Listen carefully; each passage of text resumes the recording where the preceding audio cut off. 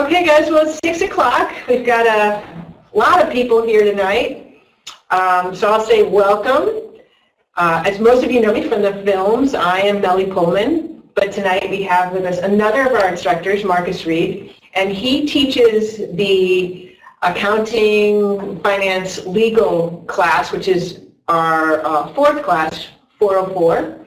So he often shows up in these intro classes to talk about the stuff you should think about up front.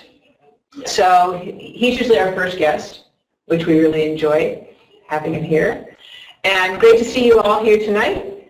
And I'm going to talk a little bit about, before Marcus gets started, about our format. As most of you see, we usually have the channel open at about 5:45 our time. And then, that's a chance to just chat about whatever in the news. You can see we've all been chatting about the PBR getting purchased by the Russians. So we like to gossip about what's going on in the industry first. And then when 6 o'clock rolls around, we get into the talk. So hopefully everybody's got a decent connection and we don't sound like we've already had like 10 beers. Because we haven't. So sometimes it comes through a little slow and lagged behind our mouths. Oh, we sound fabulous. Thanks, Liz. So as most of you have seen, the format is most weeks you'll see a video lecture, one or two, and then you can watch some videos on how to do the Excel spreadsheets that really are there to support people that haven't seen that much of Excel. And as you know, the Excel spreadsheets are locked to help prevent you from overwriting important formulas. But if you want to mess around with those Excel spreadsheets, then send me an email and I'll give you the password to unlock them. Some people like to customize them for their very own use and make the sheets more linked to each other. I don't do that because people make a lot of mistakes that way. But if you're a skilled Excel user, feel free to contact me and unlock. So you've seen a lot of the other things. We have templates for the business plan. Most people use them. I've been grading the concept and name assignment that you just turned in, and I just want to mention some people submitted those in a form that I can't open. I can open Word documents and I can open PDFs, but if they come with a Pages or what's the other one, WPS, I can't open them on Canvas.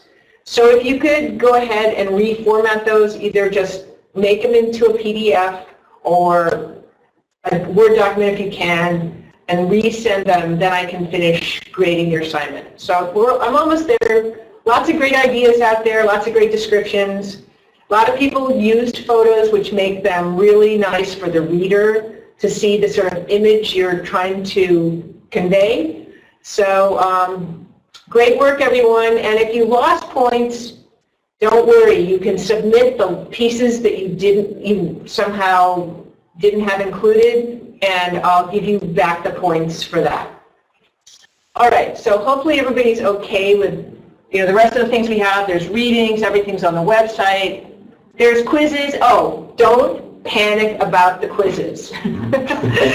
People always say, like, I got 2 wrong. Well, the quizzes are for you. A lot of people like to have a milestone of like how well they're progressing through the class, how well they're understanding the content. So there's a quiz after the content for every week. You have these in 401 and 402. I don't think you have quizzes in any of the other courses, right? We do not torture you with quizzes. Those guys are nicer.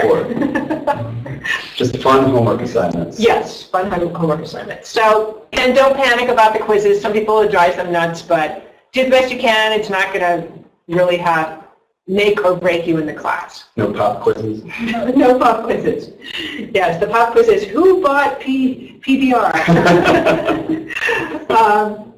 So these live sessions, there's a big group. As you can see tonight, we'll probably have around 40 people after it's all said and done.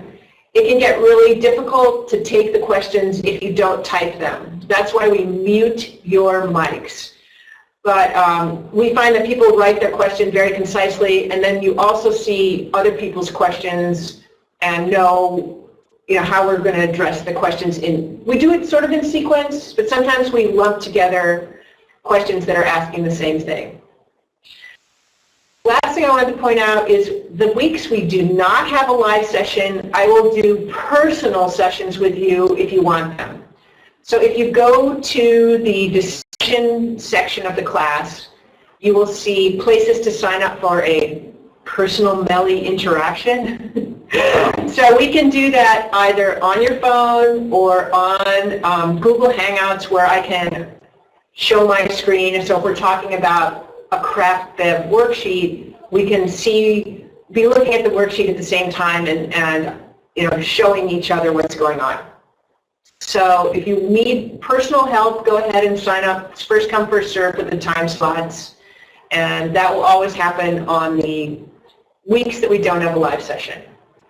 All right, so let's see.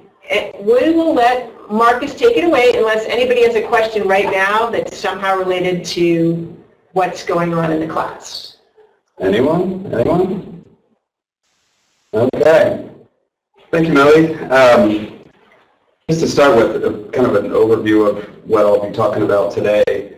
By example, I get a call probably once a week or every couple of weeks from a potential new client, from somebody who is looking to start up a brewery, and often it's like the call. I got a call today, as a matter of fact. This is being very honest. Called just today.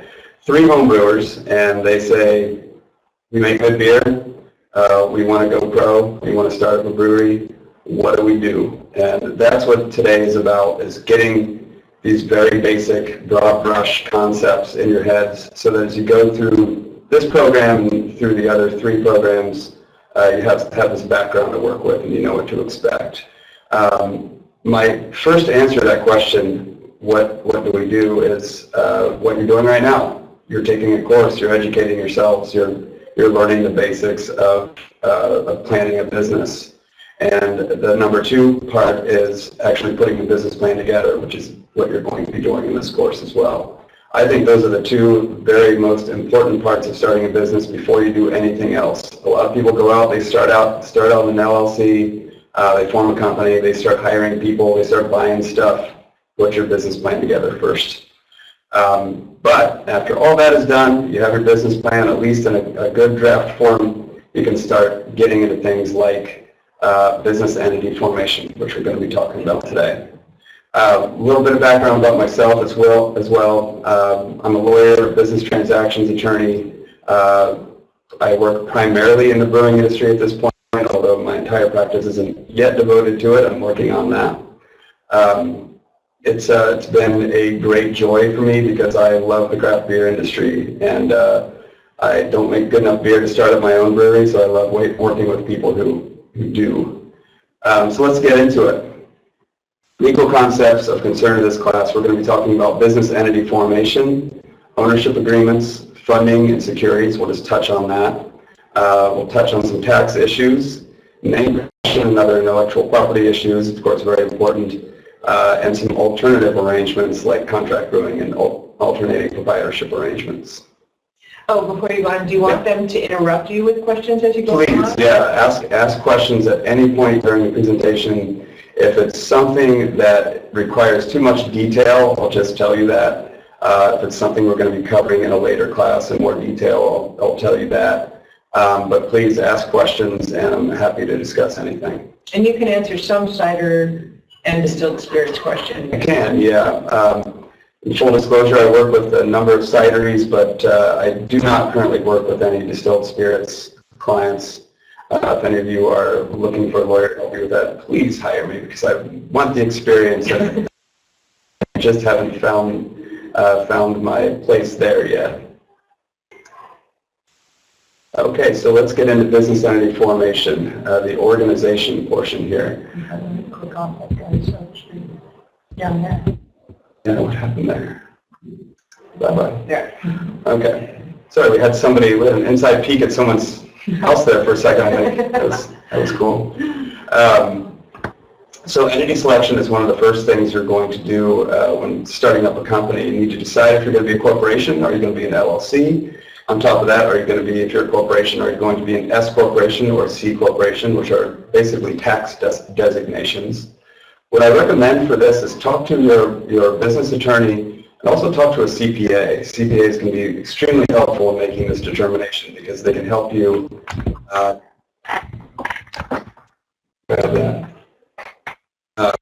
sorry, we're getting somebody mic'd in here. They'll help you structure your company so that it makes the most sense tax-wise. There are some just basic structural issues that'll be a factor in this. Like for an you might choose an LLC because maybe you're going to have a bunch of passive investors in your company, but they're going to put in more money into the company than you're going to put in. Sometimes the flexibility of an LLC can be really helpful for that kind of thing.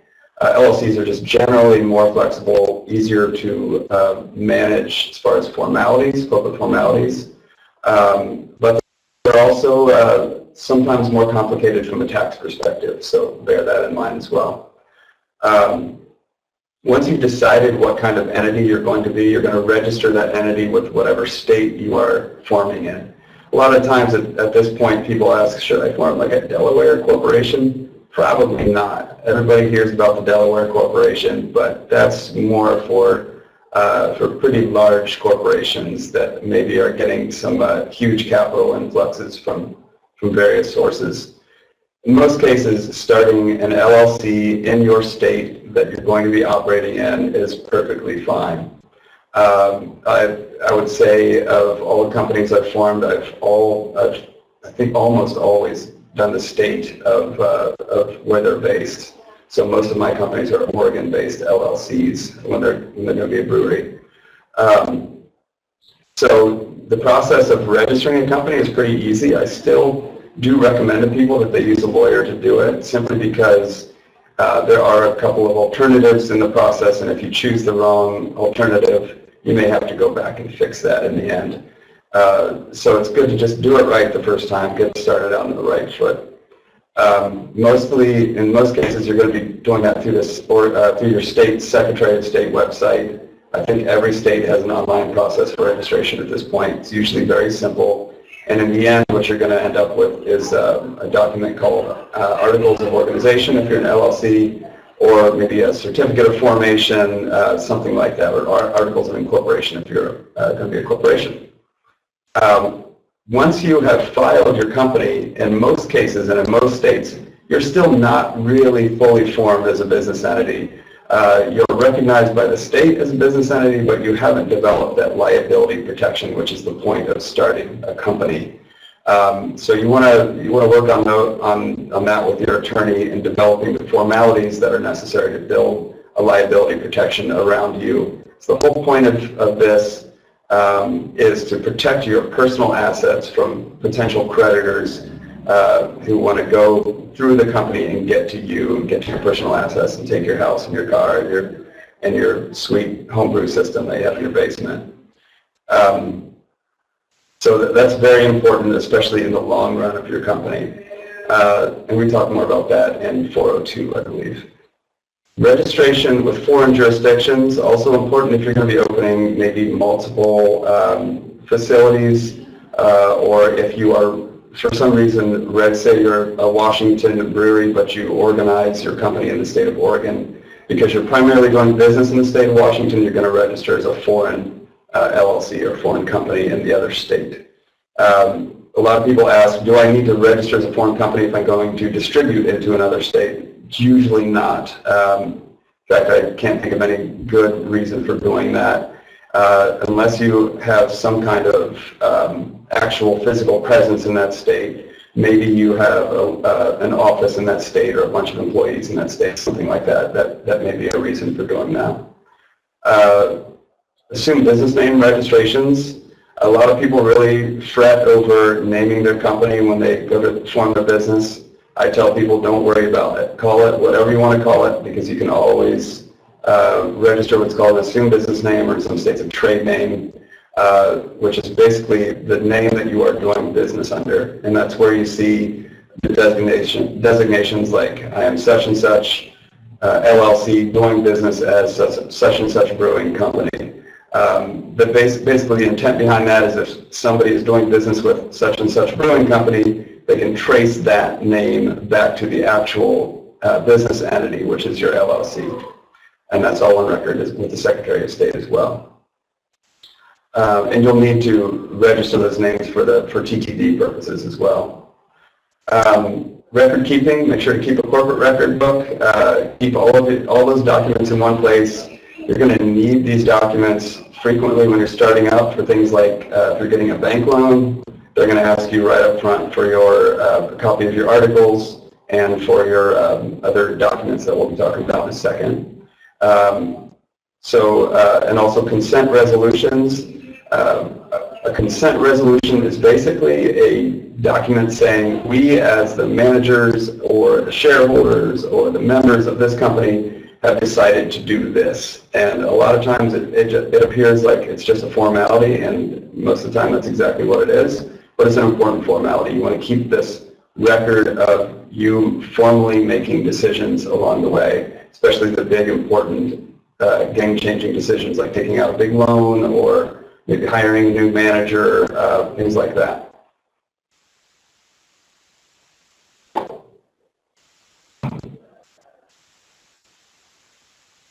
I mentioned a little bit about an operating agreement. An operating agreement is an ownership agreement for an LLC, whereas a shareholder agreement, or sometimes called a buy-sell agreement, is more often the designation for an ownership agreement for a corporation.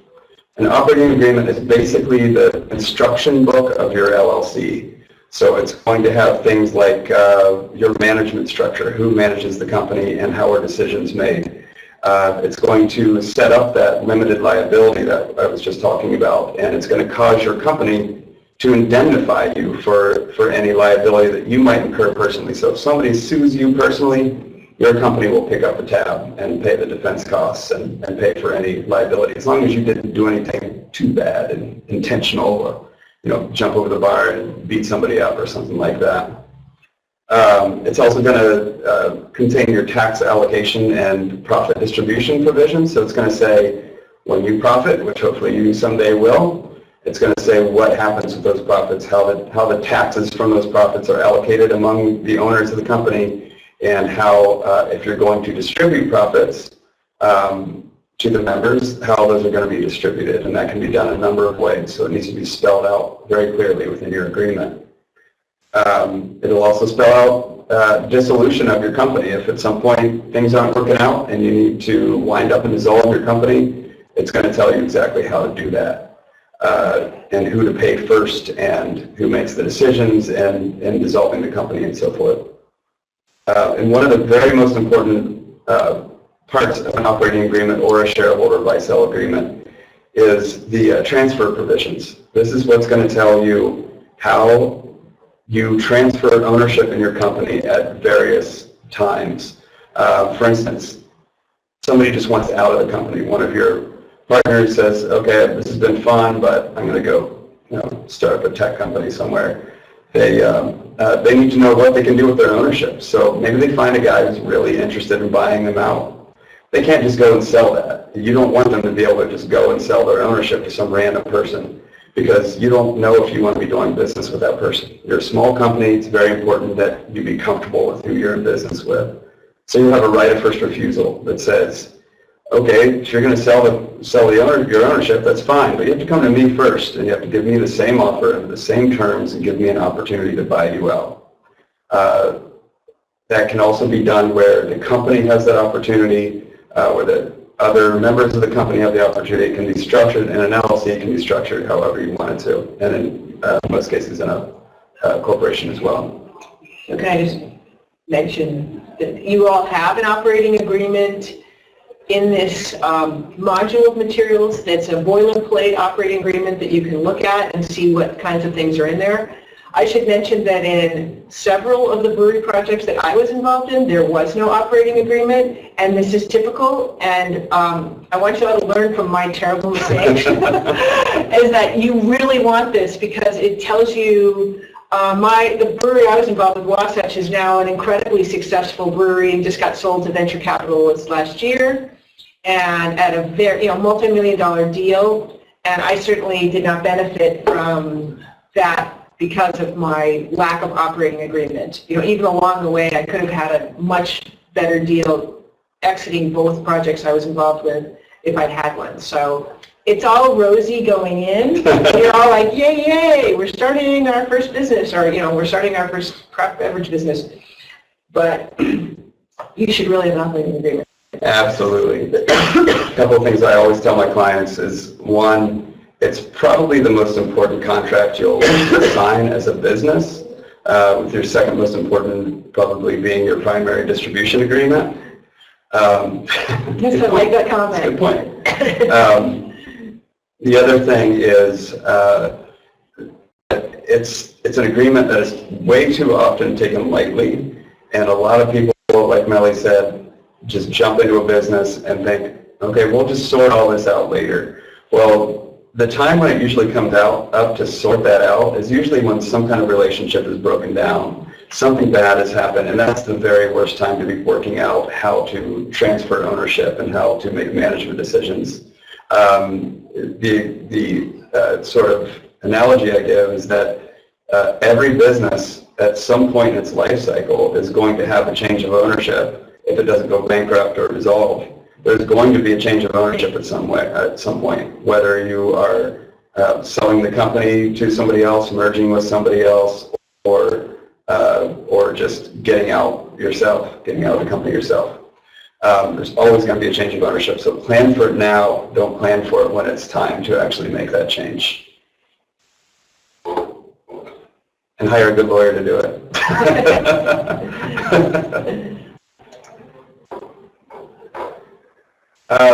Talk a little bit about sources of funding. This is a topic we're going to cover in depth in 404, but the reason I put it in this presentation, and I actually just included it for the first time in this session, is I want you to start thinking about it. It's something that when people go and start up a business, they often aren't thinking about, okay, where's the money going to come from?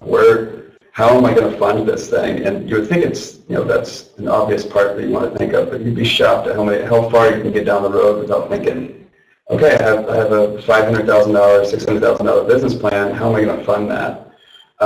So here are some ways you can do it. Self-funding. Man, if you can afford to fund it yourself, do it. You keep all your ownership. You keep all the risk. You don't have to pay anybody back.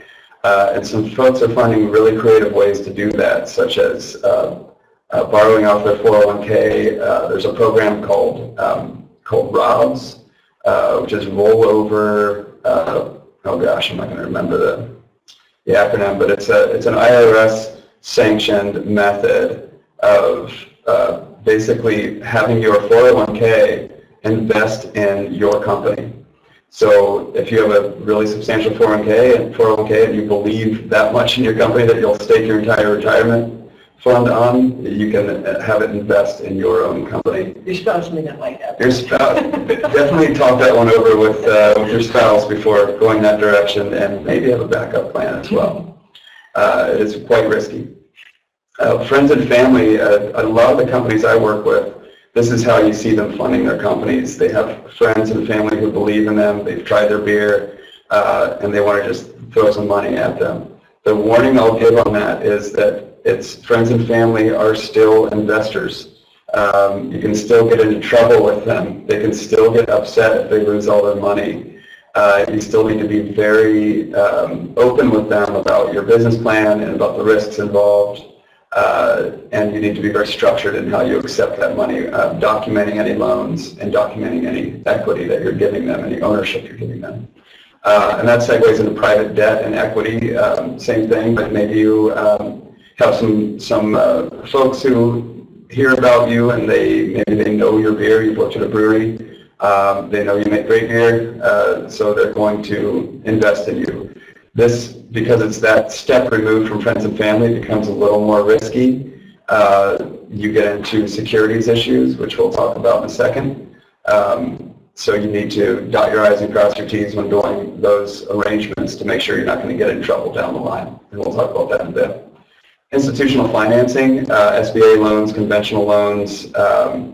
This has been a great way for some people to get started up. It's also a very difficult way to find financing because banks, it's tough to get loans from banks as a startup. And once you have some operating experience, no problem, especially a successful brewery, banks will be bending over backwards to give you money.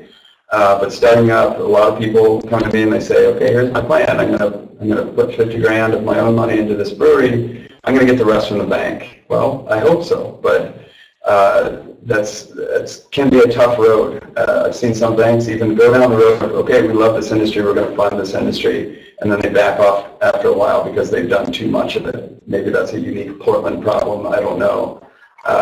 But just don't count on banks as your be-all and end-all to getting your company funded. But definitely look into them. Banks look at things like, they look at your resume, they look at your brewing experience, they look at your business experience, they look at more aspects of your life than you would expect them to. So things like going to work at a brewery for a while before going out on your own can be extremely valuable in approaching both private investors and institutional funding sources.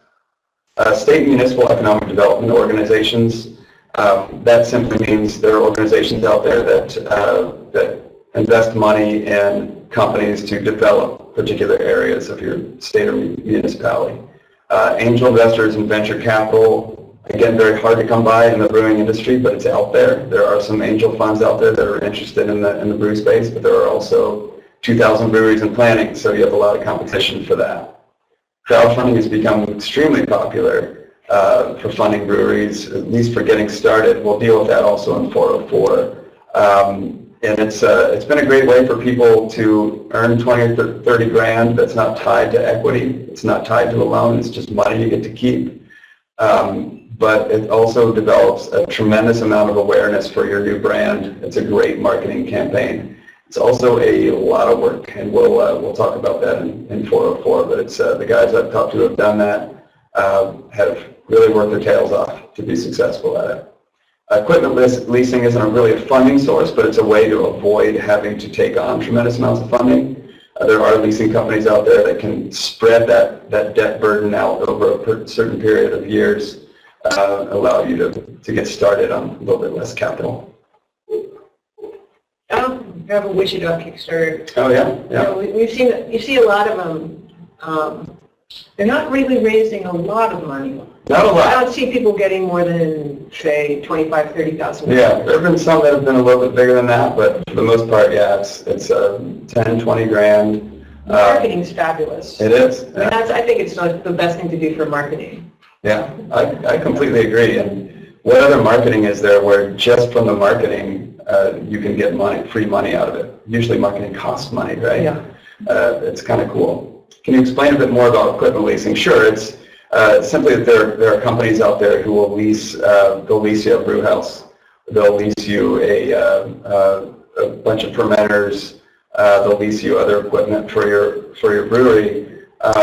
Or maybe it's an equipment finance company where you purchase the equipment, but they will fund that purchase, and it's the same as getting a loan, but it's more directly tied to the equipment. You put the equipment up as collateral. If you default on the loan, they take your equipment, they sell it, and they pay off your loan. But it's just a good way of spreading out instead of what everybody loves to do is, I'm going to borrow 200 grand and go out and buy a nice shiny new stainless steel.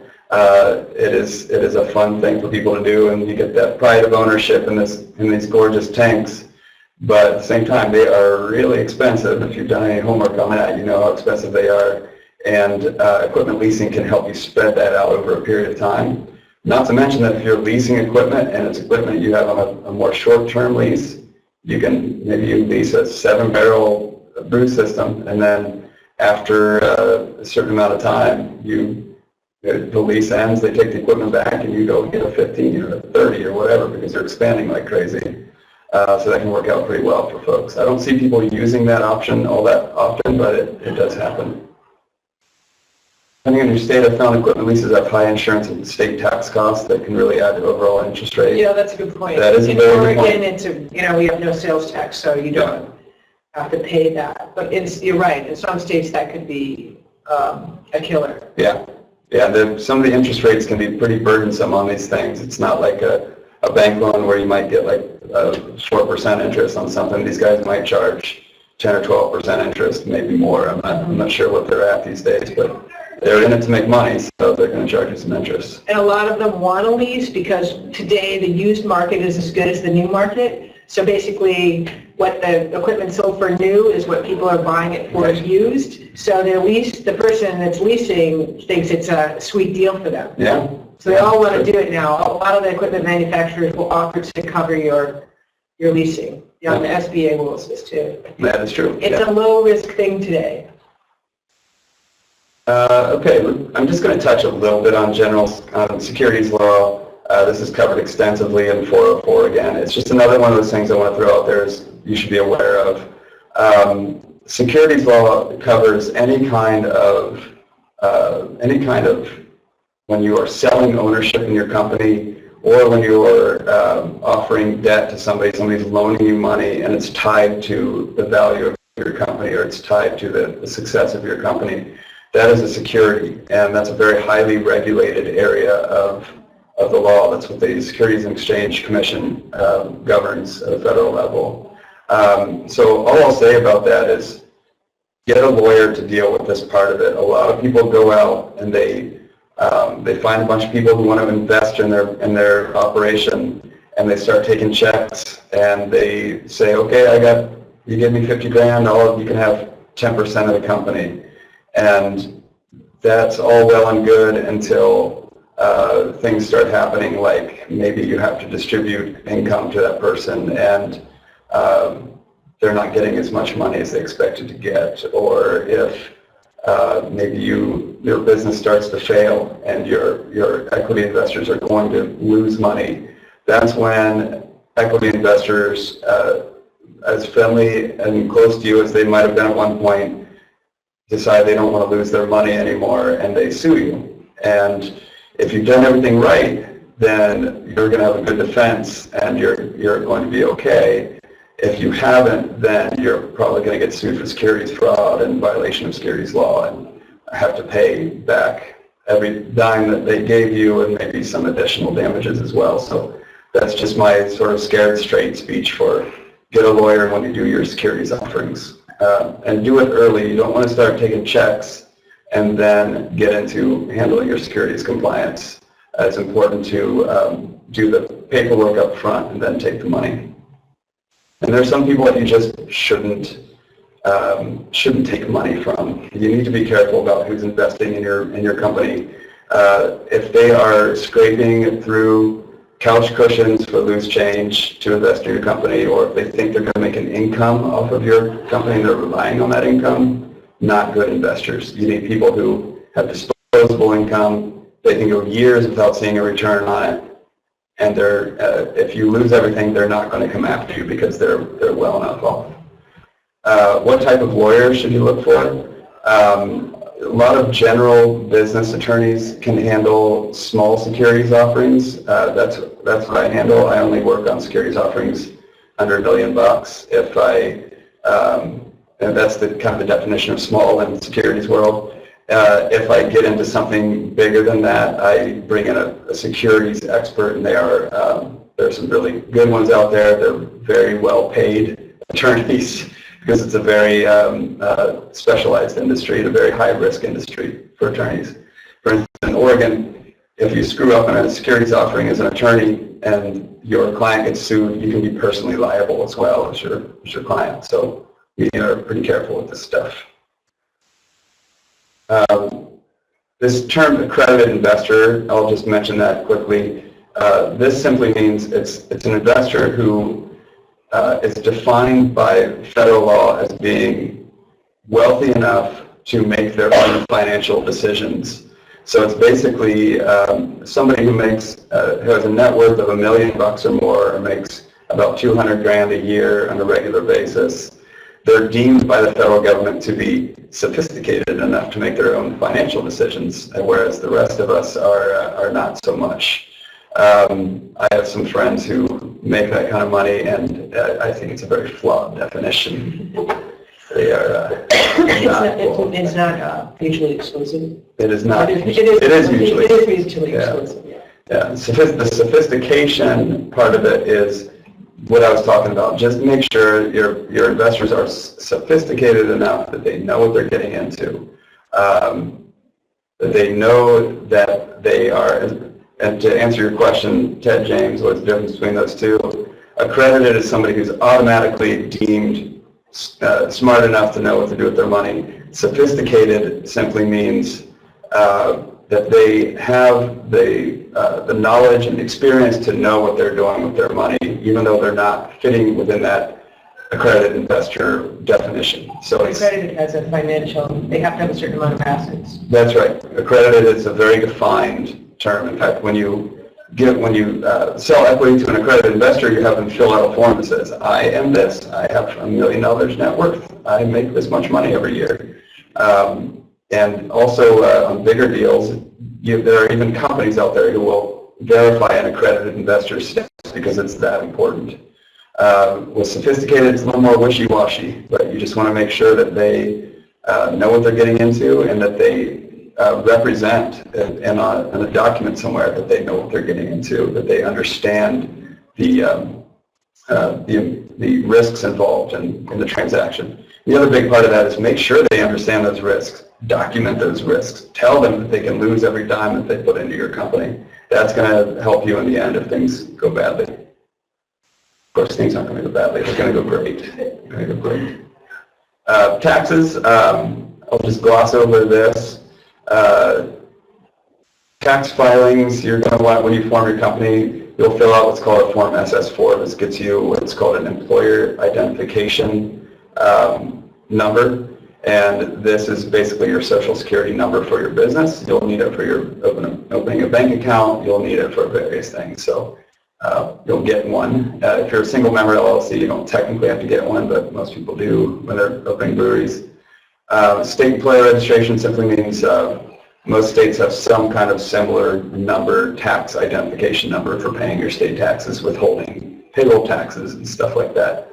Non-U.S. tax filings, I put a question mark by it because I have no idea. I don't deal with international tax, but just know that there probably is some sort of filing that you need to register with either your province or the federal government. Especially for alcohol, because every place in the world loves to tax alcohol. Absolutely. It's the most popular thing to tax. It's why you're allowed to exist. Does 10% or more equity ownership have an effect on the federal brewer's license? Should non-voting shareholder equity be limited under a certain percentage? The 10% number only has an effect in that if they're at that level, you have to disclose who they are and where the money came from. It's the TTB just likes to know who's putting a large stake into the company. They don't care so much about minority shareholders. They'll probably they'll probably ask you how many members you have, who those people are. But if I remember correctly, if you're under 10, I don't even think you have to do a statement of funding that says where your money came from. Should non-voting shareholder equity be limited under a certain percentage? That's a really good question. I believe what you're asking is if somebody has a small ownership percentage in the LLC, should they be allowed to vote within the LLC? Is that what you're asking? I'm going to assume it is until you tell me differently. I usually say that if you're forming a beverage company and you're a founder of that company, try to keep as much voting power with yourself as possible. Most of the companies that I form, the investors are very passive owners.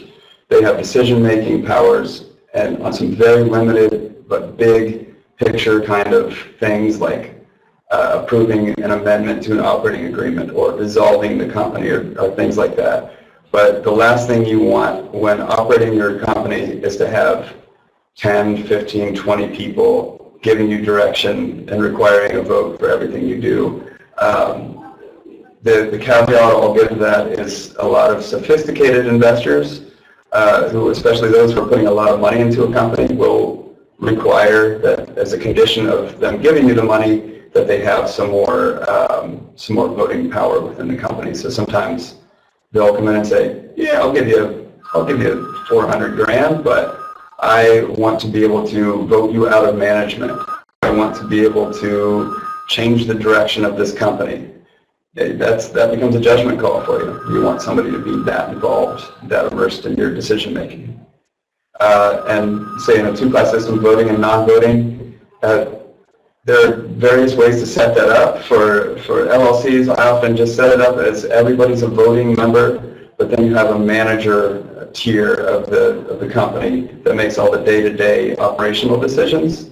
And then you also have majority or supermajority voting requirements where, sure, the passive members get a vote, but the founders, if they all vote together, are going to have be able to make that decision.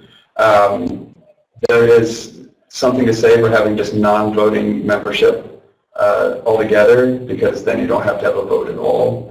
But a lot of investors like that sort of inclusiveness of, okay, at least I get my vote, at least I have an annual meeting I can show up to every year and hear how the company's doing and vote on issues, even if, technically my vote may not be worth anything in the end. You see the voting and non-voting share structure more often in the corporate realm, where you might have multiple classes of shareholders. So you might have voting shareholders and non-voting shareholders.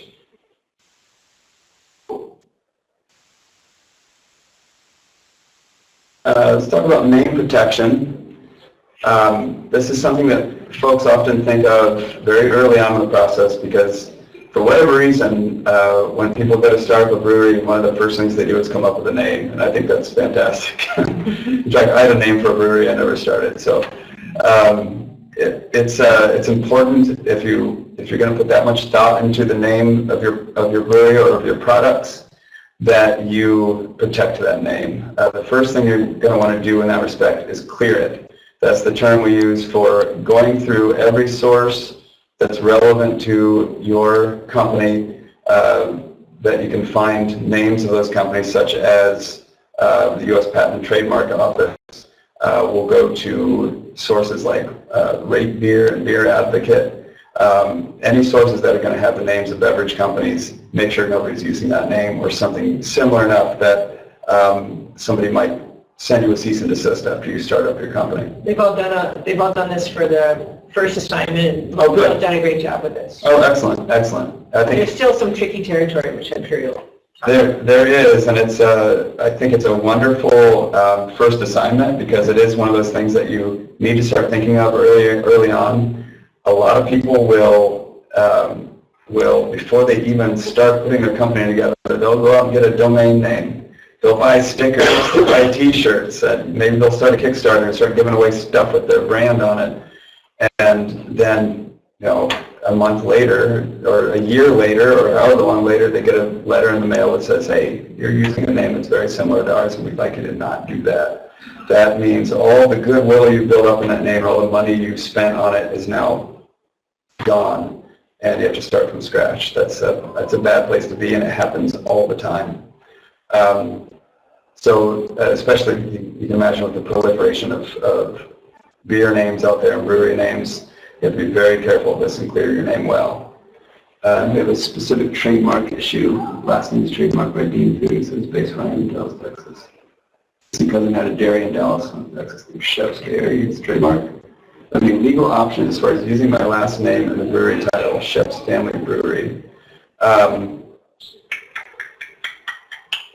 Well, I would say yes in this case in particular, because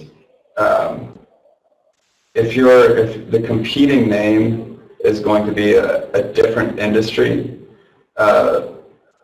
then in most cases you're going to be okay, unless that other person's name, unless that other company's name has built so much meaning into it that you would be sort of co-opting the reputation of that company if you use the same name.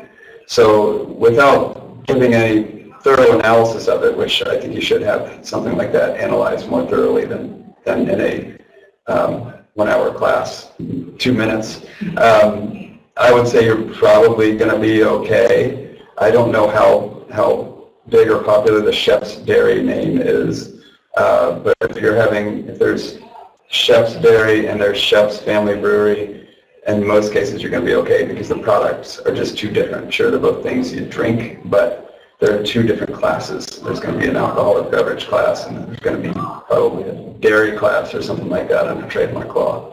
One way that you can really fish that out is to go ahead and after you've cleared the name with your trademark attorney, have that name registered. And what will happen during the registration process is you submit it to the U.S. Patent and Trademark Office. They put it up for objection for 30 days. And if the other company doesn't object to that name, then you get your trademark registration. And that gives you basically a presumption that you have a valid name that nobody else can use and nobody can stop you from using. That's good.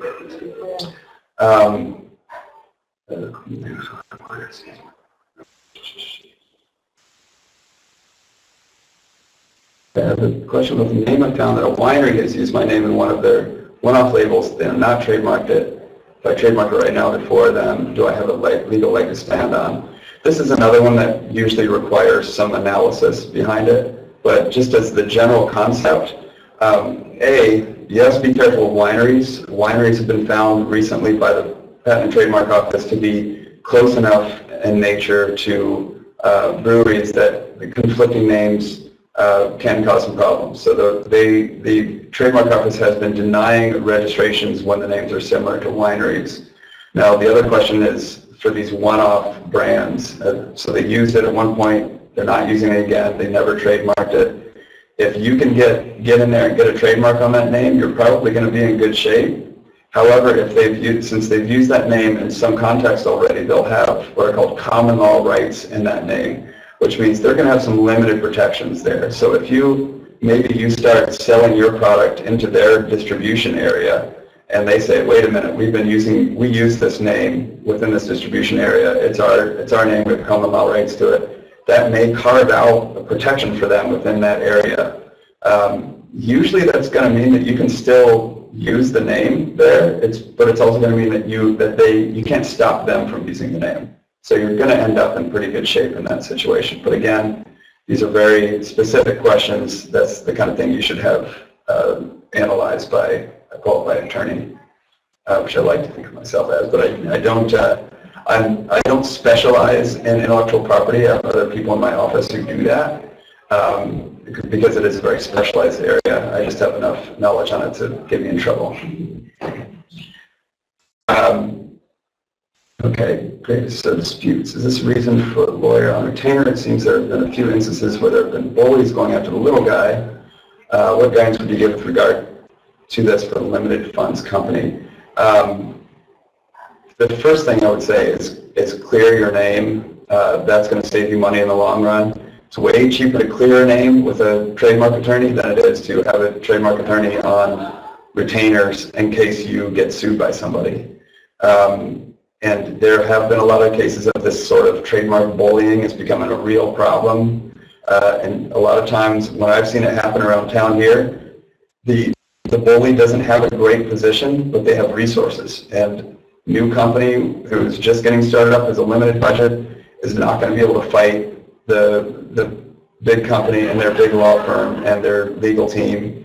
They're just going to get buried. So a lot of times what happens is they just give up, they change their name, they go another direction. So make sure you clear that name well. That is the best thing you can do.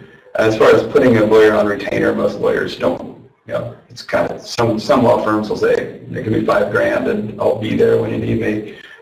Most law firms though will just develop a relationship with the lawyer, then when you need them, they're available to help you. So they cannot send you a cease and desist after the 30-day objection period. they can send you a cease and desist. The bullies will. The bullies will send you a cease and desist. That doesn't necessarily mean that it's a legally supported cease and desist, but anybody can send a cease and desist for any reason. So just be aware of that you might get one. It might be one that you can't fight because they have too many resources behind them. So again, just make sure you're avoiding those situations altogether. Why would Red Bull have a case against Red Bull? One is alcohol and the other is non-alcoholic beverage. That's one of those issues. I don't know much about that particular case, but when a company has developed, there are a couple different things behind this, I'm guessing. When a company has developed enough of what's called secondary meaning behind their name, when they're famous mark, when everybody knows who they are, if you get anything close to them, and if you're in any class of goods that's close to theirs, they're going to most likely come after you because they are required to police that mark and make sure that nobody's infringing on it. The other thing is that maybe if that case were to go to court, and I don't know, maybe it did, if that case were to go to court, maybe Red Bull wouldn't win that case. But maybe they use their clout and their millions of dollars to litigate it and make the issue go away. Questions rolling in. If I select a name no one is using, is it a good idea to start using the name all around to build a history? Will this make the trademark registration process easier and cheaper? It's always a good idea to spread your name around. Even before you've registered, put your little TM next to the name. That gives you common law trademark protection. At some point, in order to get a trademark registration, you're going to have to use the name in interstate commerce by selling products over state lines or doing some kind of business over state lines. Until then, you can get what's called an intent to use registration, which means you're basically filing a trademark that you're filing a registration that says, I intend to use this in interstate commerce. I want to go ahead and protect myself to the extent I can. That's going to mark your place in history as when you filed. So if you file an intent to use today, then you don't use your mark in commerce for 2 years. That filing date is going to relate back to today once you do get your full trademark protection.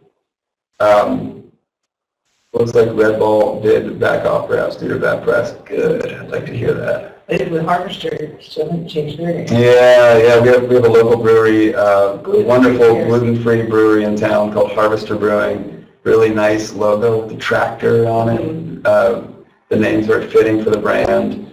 I believe it was a winery that, yeah, they got a cease and desist from a winery, and they did something kind of cool. They started sending an email around to folks saying, or Facebook posting saying, help us name our brewery. So they turned it into sort of a game. Speaking of interstate commerce and labeling, is interstate the trigger for COLA, or do you have to deal with COLA even with interstate? If you're shipping your beer across state lines, you have to have a COLA. You have to have a certificate of label approval for your label. In some states, you can have, if your beer is staying within the state, you don't need to get a COLA. I always say get a COLA on everything because you never know where your beer is going to end up. So just I think we talked about that in the labeling talks. And that for in this session. Okay. Yeah, I'm sure about the labels. Let's see, just glossing over a few other things here. Domain name, registration, get that early, register multiple versions of it, make sure nobody else can snatch it up.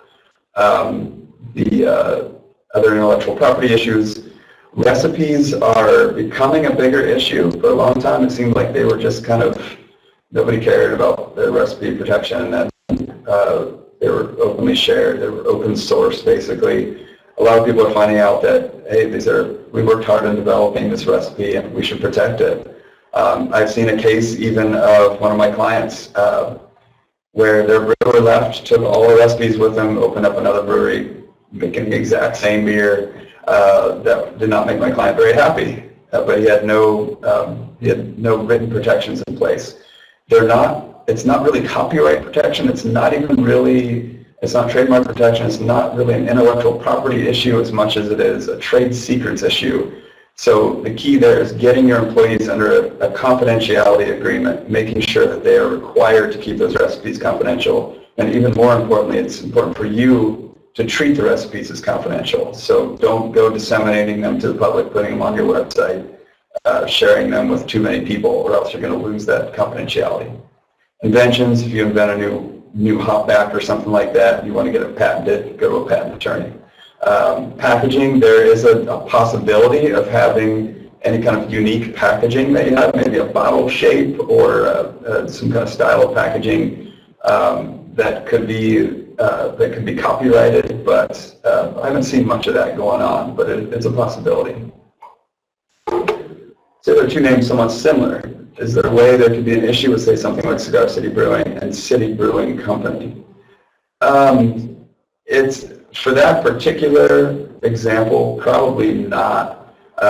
Cigar City and City Brewing, the city part is not going to be protectable. So when you file a trademark registration, there are certain words within your name that you're going to protect, certain words that you cannot. For instance, brewing. You're not going to be able to protect the name brewing. It's too descriptive. City, probably too descriptive as well. So the name City Brewing Company, until you build up any kind of secondary meaning in that whole name, that name itself is going to maybe not have as strong a protection as other names would. So this is where you get into sort of the minutia of trademark law and comparing two names and deciding which one which is protectable and which would be enforceable against the other. But in this example, I would say it would probably be okay with both of them. City is just such a generic word that it's hard to get protection, but it's hard to enforce against it as well.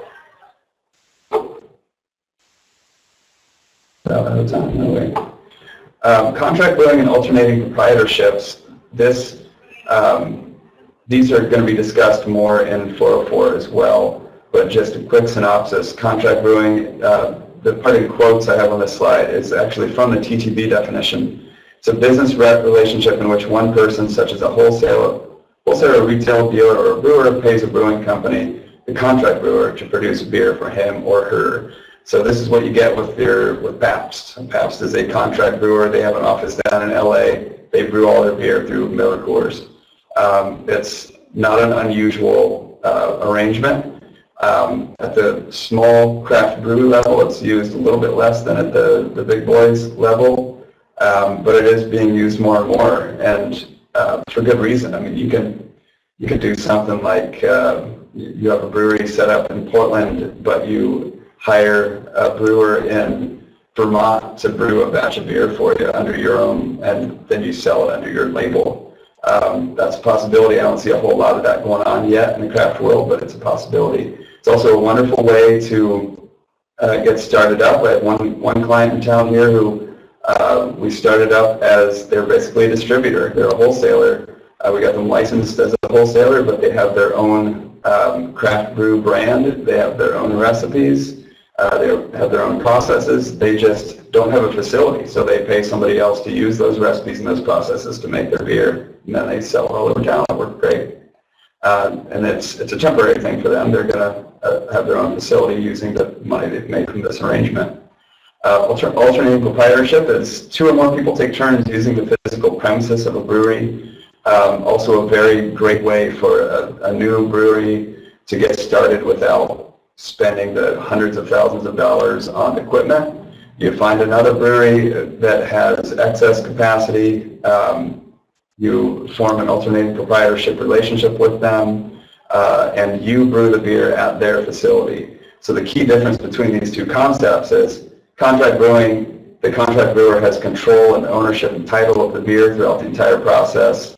They buy the ingredients, they brew the beer, they keep track of the records, they pay the taxes, everything. Alternating proprietorship, you have your own license. You're licensed under that facility. You brew the beer, you pay the taxes, you buy the ingredients, and you retain ownership of the beer throughout the process. 1 more minute. Good timing. So just some issues we didn't touch on today, but will be dealt with in 402 and 404. We'll talk about real estate, also a huge issue for startup breweries. Licensing, very complicated issue and a very state-by-state issue, but we'll talk about TTB issues as well. Liability protection, we touched on that today, but get more into that. Insurance in 404, we have a great guy who brokers insurance. Come in and talk about brewery insurance. Financing, we talked about a little bit of that today, but you could have a whole course on financing. It's a huge topic, and we pretty much do. Employment, probably not the biggest deal earlier on, but especially if you're starting up a pub, it's going to become a major part of your life and not the most fun part, so it's good to know about some of that up front. And distribution was one of my favorite topics. It's one of my specialty areas, and I think it's really one of the more fascinating areas of contract law out there. So we'll touch on that a little bit too, and there's, as I understand it, a special class for that yes, as well. That's how you elect it. Yeah. Well, it's a new voice. Yeah. And here's my contact info. Feel free to drop me an email. I'm happy to answer any questions at some point. If there are too many questions asked, I might ask to turn on the clock, but I haven't had that happen yet. So feel free to drop me your questions. I also put a link in here for Bing, Oregon. I have a networking group. It's called the Beverage Industry Networking Group. It's a group of service providers to the beer industry, especially in the Portland area and Oregon and Washington. It's just a great group and a lot of resources available there. People are always glad to help you out. And I put my Twitter handle on there. I don't know why, because I rarely use it, but occasionally, maybe if people start paying attention to it, I'll start using it more. But that's it for me. You want to take that last question? If there's a brewery named Trillium Brewing, and I have an IPA named Trillium IPA, can I get into trouble using that name, even though it's the name of a flower? Gosh, that's a good one. That's a good one. I would say most likely yes. Yeah, I would say most likely yes. If they have a trademark on the name Trillium Brewing, and you make a beer called Trillium, you're most likely going to be infringing on their trademark. They'll probably get a cease and desist at some point. And that's the whole problem that we're running into in this industry is common names and proper names like Trillium. They're becoming protected, and that really limits the use for a lot of people. Like you might have heard the Left Hand Brewing tried to trademark nitro, which you can imagine caused some fuss within the industry. And real quick, a brewery in Texas is a beer named Rose City Pale Ale. Really? In Texas? That's all right. We're Rose City. Rose City Brewing would be a name I would expect to pop up in Portland. I completely agree. I'm surprised there isn't one. Yeah, I think people don't get into trouble if they're in different locations like Trillium in Portland and Trillium someplace else. It's when you start to get in the same territory that you're going to really get into conflicts then. Yeah, you know what? It just dawned on me. I think Cascade Lakes Brewing in Bend had a Rose City Pale Ale at one point, and I think the city of Portland asked them to not do that. Rose County Brewing in Texas. I had no idea. Well, thanks for joining us. Thank you, everybody. Really appreciate it, Marcus. Nice to see everybody here. Great turnout, and keep up the good work. And if you need help, you know where to find me. And me. If you need Marcus, you know where to find him. He's giving all the info. Great session. Yay! Now we're going to go drink beer. That's right. Or cider. It's still good.